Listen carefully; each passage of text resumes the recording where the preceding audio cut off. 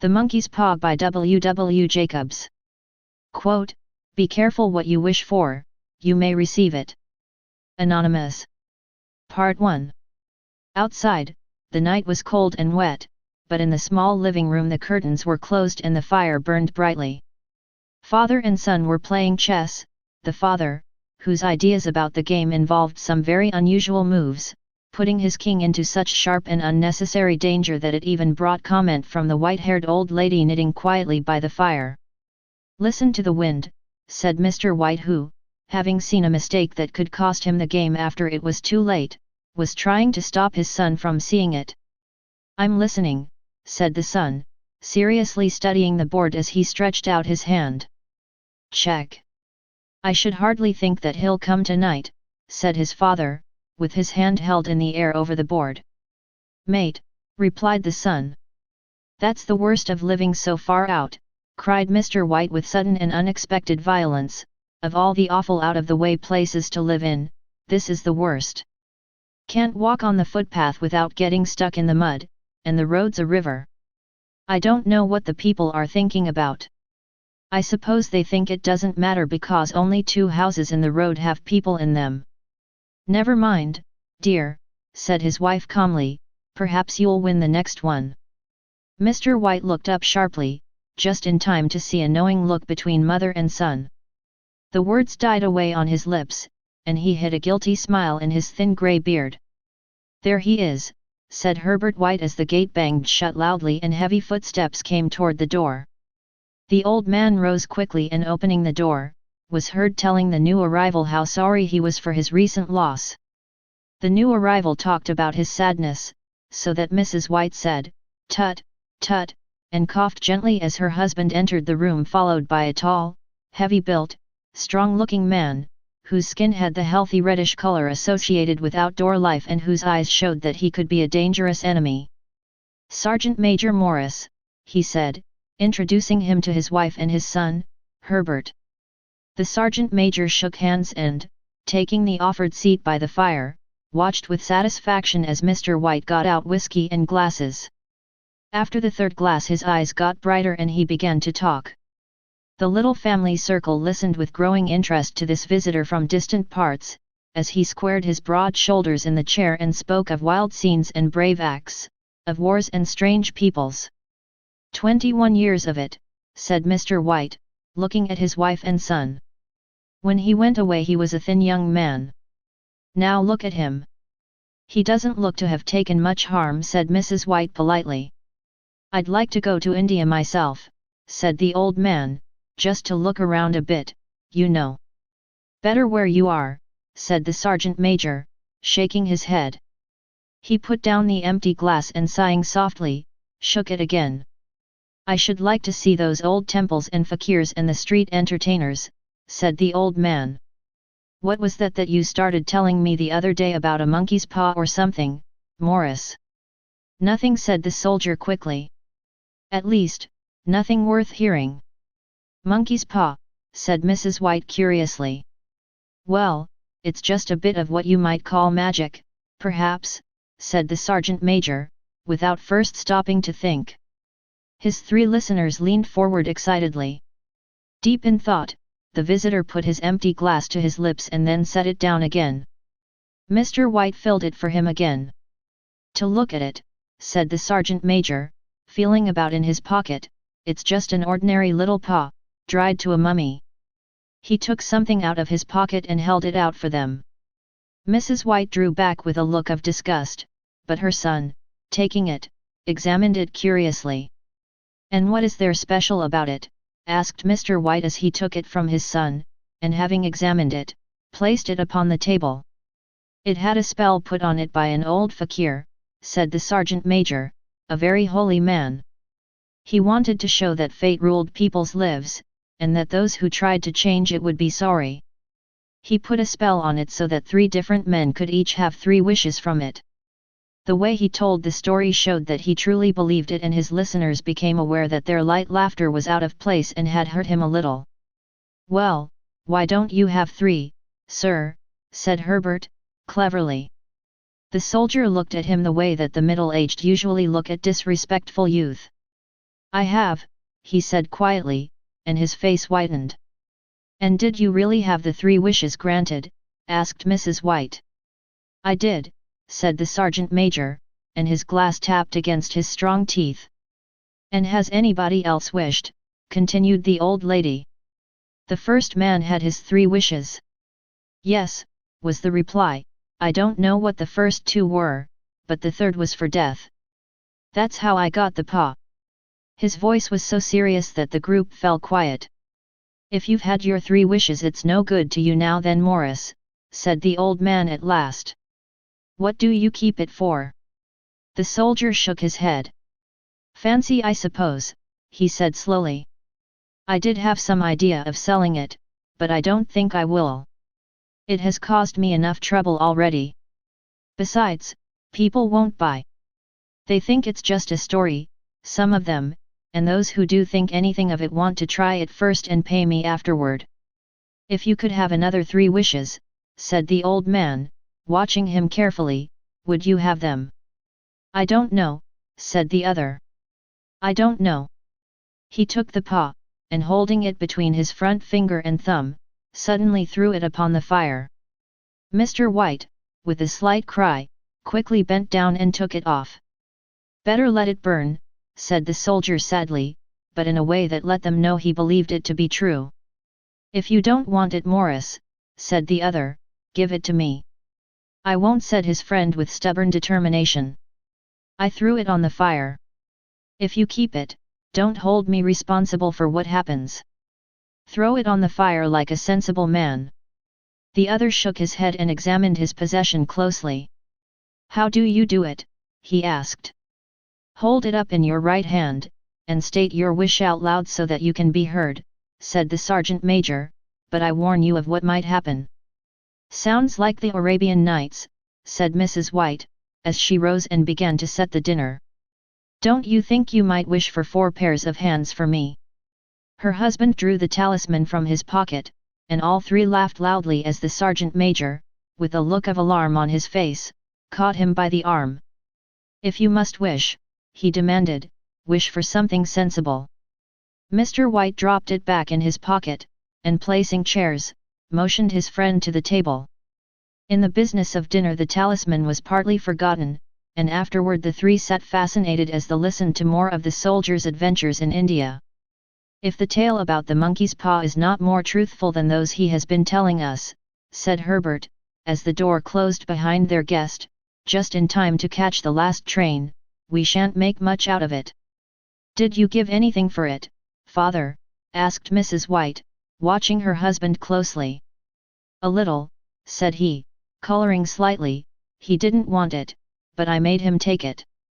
And he pressed me again to throw it away. Not likely, said Herbert, with pretended horror. Why, we're going to be rich and famous and happy. Smiling, he said, wish to be a king, father, to begin with, then mother can't complain all the time. He ran quickly around the table, chased by the laughing Mrs. White armed with a piece of cloth. Mr. White took the paw from his pocket and eyed it doubtfully. I don't know what to wish for, and that's a fact, he said slowly. It seems to me I've got all I want. If you only paid off the house, you'd be quite happy, wouldn't you? Said Herbert, with his hand on his shoulder. Well, wish for £200, then, that'll just do it. His father, smiling and with an embarrassed look for his foolishness in believing the soldier's story, held up the talisman. Herbert, with a serious face, spoiled only by a quick smile to his mother, sat down at the piano and struck a few grand chords. I wish for £200, said the old man clearly. A fine crash from the piano greeted his words, broken by a frightened cry from the old man. His wife and son ran toward him. It moved, he cried, with a look of horror at the object as it lay on the floor. As I wished, it twisted in my hand like a snake. Well, I don't see the money, said his son, as he picked it up and placed it on the table, and I bet I never shall. It must have been your imagination, father, said his wife, regarding him worriedly. He shook his head. Never mind, though, there's no harm done, but it gave me a shock all the same." They sat down by the fire again while the two men finished their pipes. Outside, the wind was higher than ever, and the old man jumped nervously at the sound of a door banging upstairs. An unusual and depressing silence settled on all three, which lasted until the old couple got up to go to bed. "I expect you'll find the cash tied up in a big bag in the middle of your bed," said Herbert, as he wished them good night, "and something horrible sitting on top of your wardrobe watching you as you pocket your ill-gotten money." Herbert, who normally had a playful nature and didn't like to take things too seriously, sat alone in the darkness looking into the dying fire. He saw faces in it, the last so horrible and so monkey-like that he stared at it in amazement. It became so clear that, with a nervous laugh, he felt on the table for a glass containing some water to throw over it. His hand found the monkey's paw, and with a little shake of his body he wiped his hand on his coat and went up to bed. Part 2. In the brightness of the wintry sun next morning as it streamed over the breakfast table he laughed at his fears. The room felt as it always had, and there was an air of health and happiness which was not there the previous night. The dirty, dried-up little paw was thrown on the cabinet with a carelessness which indicated no great belief in what good it could do. "I suppose all old soldiers are the same," said Mrs. White. "The idea of our listening to such nonsense! How could wishes be granted in these days? And if they could, how could £200 hurt you, father?" "Might drop on his head from the sky," said Herbert. "Morris said the things happened so naturally," said his father, "that you might if you so wished not see the relationship." "Well, don't break into the money before I come back," said Herbert as he rose from the table to go to work. "I'm afraid it'll turn you into a mean, greedy old man, and we shall have to tell everyone that we don't know you." His mother laughed, and following him to the door, watched him go down the road, and returning to the breakfast table, she felt very happy at the expense of her husband's readiness to believe such stories. All of which did not prevent her from hurrying to the door at the postman's knock nor, when she found that the post brought only a bill, talking about how sergeant majors can develop bad drinking habits after they leave the army. "Herbert will have some more of his funny remarks, I expect, when he comes home," she said as they sat at dinner. "I know," said Mr. White, pouring himself out some beer, "but for all that, the thing moved in my hand, that I'll swear to." "You thought it did," said the old lady, trying to calm him. "I say it did," replied the other. "There was no thought about it, I had just what's the matter." His wife made no reply.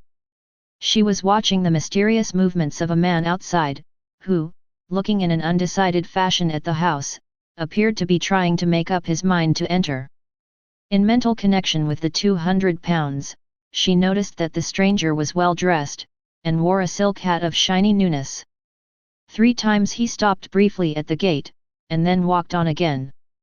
The 4th time he stood with his hand upon it, and then with sudden firmness of mind pushed it open and walked up the path. Mrs. White at the same moment placed her hands behind her, hurriedly untied the strings of her apron, and put it under the cushion of her chair. She brought the stranger, who seemed a little uncomfortable, into the room.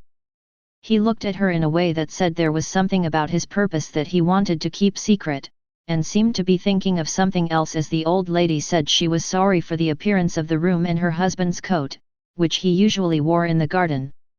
She then waited as patiently as her sex would permit for him to state his business, but he was at first strangely silent. "I was asked to call," he said at last, and bent down and picked a piece of cotton from his trousers. "I come from Ma and Megan's." The old lady jumped suddenly, as in alarm. "Is anything the matter?" she asked breathlessly. "Has anything happened to Herbert? What is it? What is it?" Her husband spoke before he could answer. There, mother," he said hurriedly. "Sit down, and don't jump to a conclusion. You've not brought bad news, I'm sure, sir," and eyed the other, expecting that it was bad news but hoping he was wrong. "I'm sorry," began the visitor. "Is he hurt?" demanded the mother wildly. The visitor lowered and raised his head once in agreement. "Badly hurt," he said quietly, but he is not in any pain. Oh, thank God, said the old woman, pressing her hands together tightly. Thank God for that. Thank. She broke off as the tragic meaning of the part about him not being in pain came to her. The man had turned his head slightly so as not to look directly at her, but she saw the awful truth in his face. She caught her breath, and turning to her husband, who did not yet understand the man's meaning, laid her shaking hand on his. There was a long silence. He was caught in the machinery, said the visitor at length in a low voice. Caught in the machinery, repeated Mr. White, too shocked to think clearly. Yes. He sat staring out the window, and taking his wife's hand between his own, pressed it as he used to do when he was trying to win her love in the time before they were married, nearly 40 years before.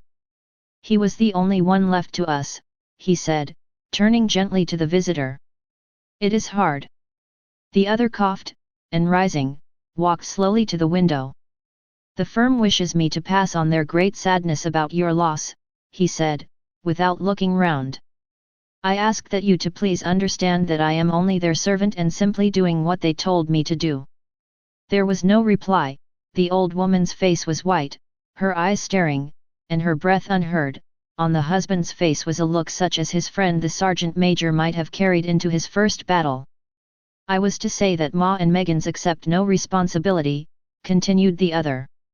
But, although they don't believe that they have a legal requirement to make a payment to you for your loss, in view of your son's services they wish to present you with a certain sum. Mr. White dropped his wife's hand, and rising to his feet, stared with a look of horror at his visitor. His dry lips shaped the words, how much?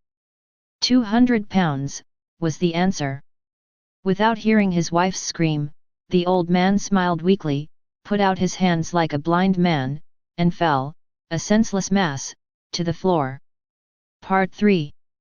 In the huge new cemetery, some 2 miles away, the old people buried their dead, and came back to the house which was now full of shadows and silence. It was all over so quickly that at first they could hardly realize it, and remained in a state of waiting for something else to happen, something else which was to lighten this load, too heavy for old hearts to bear. But the days passed, and they realized that they had to accept the situation, the hopeless acceptance of the old. Sometimes they hardly said a word to each other, for now they had nothing to talk about, and their days were long to tiredness. It was about a week after that the old man, waking suddenly in the night, stretched out his hand and found himself alone. The room was in darkness, and he could hear the sound of his wife crying quietly at the window. He raised himself in bed and listened. Come back, he said tenderly.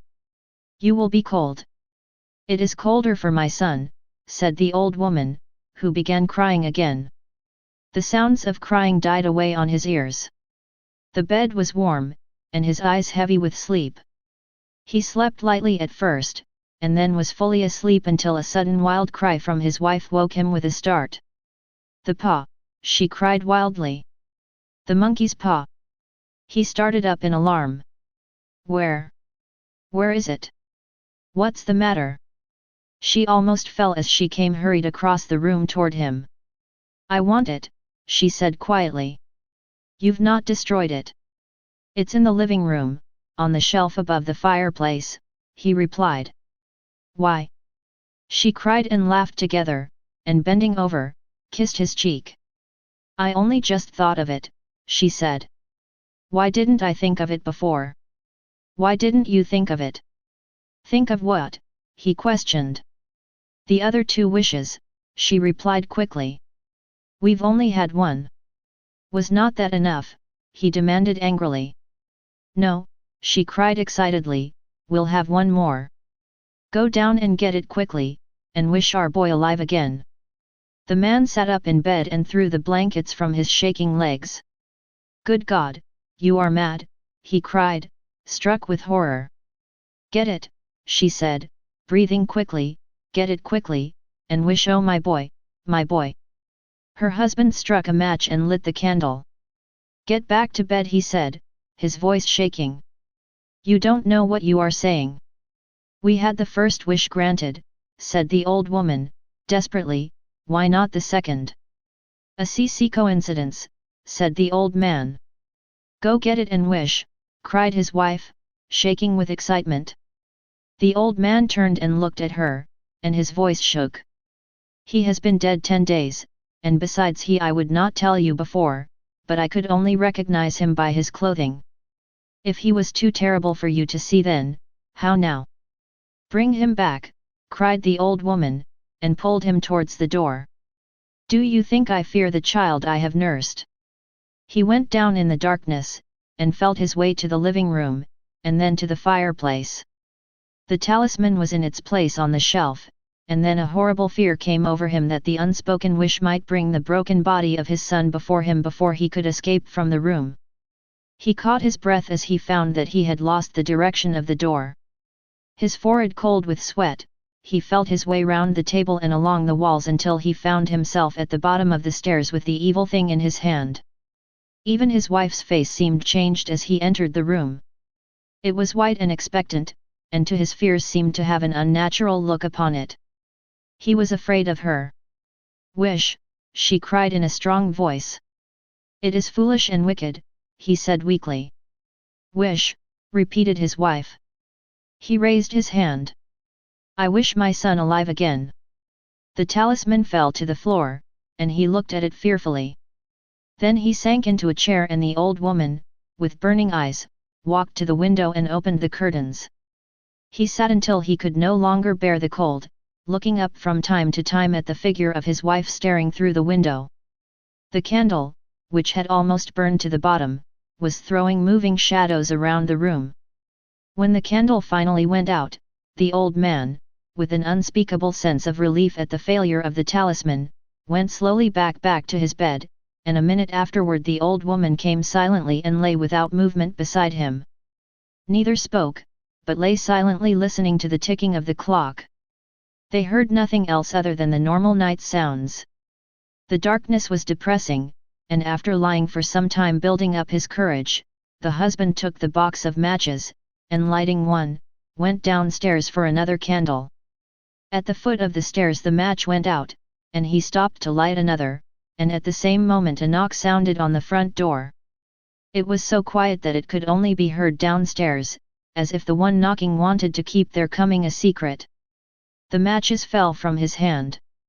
He stood motionless, not even breathing, until the knock was repeated. Then he turned and ran quickly back to his room, and closed the door behind him.